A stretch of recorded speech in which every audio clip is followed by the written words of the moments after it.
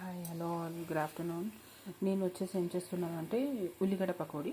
ఓకేనా, దీంట్లో నేను పచ్చిమిర్చి, కరివేపాకు అండ్ ఇంగువ, సోంఫ్,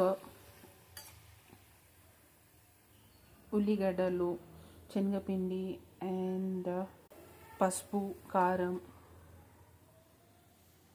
వేసుకోండి.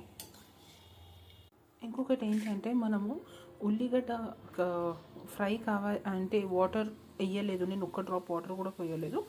అది ఎలా అయిందంటే ఉల్లిగడ్డలో సాల్ట్ వేసేసి ఒక 2 to 3 minutes వదిలేండి, మీకు ఆటోమేటిక్ వాటర్ ఉల్లిగడ్డ వదలడం స్టార్ట్ అవుతుంది అండ్ మీరు చేసుకోవచ్చు.